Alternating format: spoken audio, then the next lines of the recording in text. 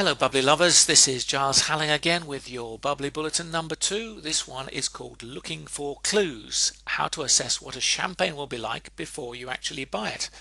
There's a heap of stuff to get through in this bulletin, so without further ado, let's get started.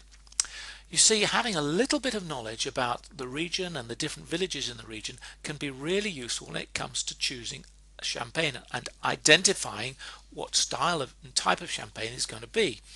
Don't worry, you don't have to be an expert. We're going to cover lots about this in future bulletins, little by little, so gradually you'll build up your knowledge and it'll be really easy.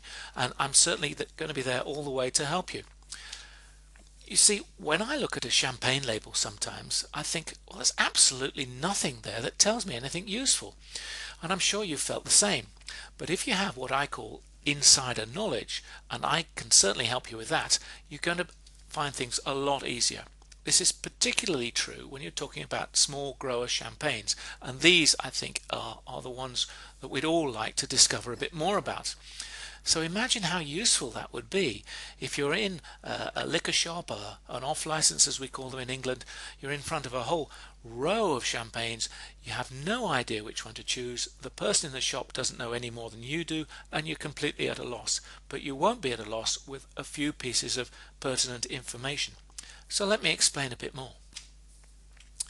Now you see, in Champagne there are 323 villages that grow grapes. Each village, as you can imagine, is slightly different, so the grapes that come from those villages are going to be slightly different as well, or sometimes very different. Now what the large international brands can do is buy their grapes from all over the region, all parts of the region, so the grapes they buy are very different indeed. So what does that mean? Okay, well, when the grapes are blended together to make the champagne, the individual characteristics of each village are somewhat lost in the overall blend. So the style of a large international brand is what they call the house style, which is managed by the head champagne maker, which is great. There's absolutely nothing wrong with them at all. They're fantastic, but they lack or it's more difficult to discern the individual elements from each village. On the other hand, the smaller champagne makers don't have the financial muscle to go out buying grapes left, right and center throughout the whole region. They tend to rely on vineyards closer to home. Often they're their own vineyards, not always but often, and consequently their champagnes tend to reflect more closely the characteristics of the grapes from one village or one particular area. So if you know a little bit about that particular village where the champagne comes from, it can be a really big clue. It's not a foolproof system, but it's really useful. To show you what I mean, let's look at a particular example.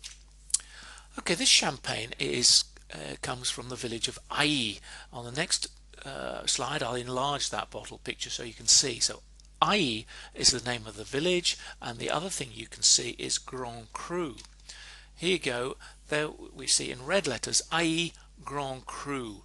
Now Ailly, that's the village name, and incidentally there's some fantastic village names in Champagne. One's called Boozy, believe it or not, another one's called Dizzy, and there are lots of other good ones.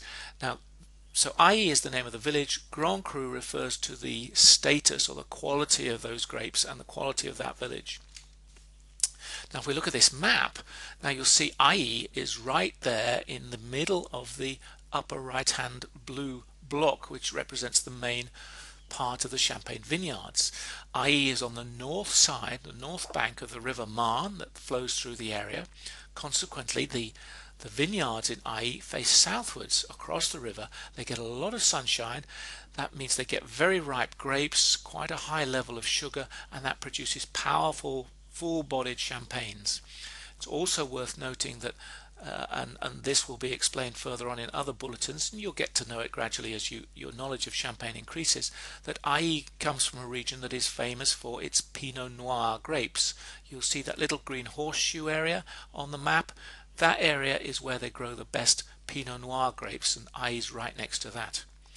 So in summary, you have in the village of Ailly, first of all, a great tradition of growing grapes. It used to be, back in the 1700s, the most important town in Champagne, and probably even to the 1800s. It's renowned for the high quality of its grapes, which are predominantly Pinot Noir, and its broad facing vineyards, south facing vineyards, give it a particular power and flavor to their grapes. It's not a coincidence, by the way, that Bollinger is made in the same village. Now, Bollinger, to those of you who already know and like Bollinger, and to those of you who've heard of it, is very, very full-bodied. Lots of people call it the beast of Bollinger because it's so powerful in flavor. People say that you should only drink Bollinger with food, and it's not so good just on its own. Sure, that's a matter of opinion, but it gives you an idea of the strength and power of Bollinger. And other champagnes from that village tend to have the same sort of characteristics. Now, that's a very brief introduction to the importance of knowing a little bit about a village, and if you see that on the label, it gives you a clue. We'll go into this in more detail and cover different areas in future bulletins. Talking of which, in the next bulletin we're going to look at what I call the hidden gems of champagne, champagnes that from small growers that you really ought to get to know and are going to be fantastic discoveries for you. We're going to be covering lots of them during the series. We're starting next time around. If you've got any questions about this particular bulletin or any others, email me at Giles, Giles, at madaboutbubbly.com.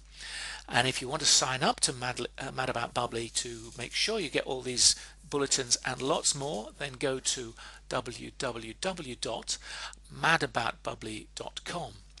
Now, I'm going to leave you with a wonderful little video. It gives you a virtual tour of the vineyards in IE. I can't link directly to this website, unfortunately, but if you copy that link and follow the instructions you see on the screen here, you'll have a great panoramic view of the vineyards in autumn. Notice how the vineyards are split up into many small plots because they're owned by lots and lots and lots of small growers.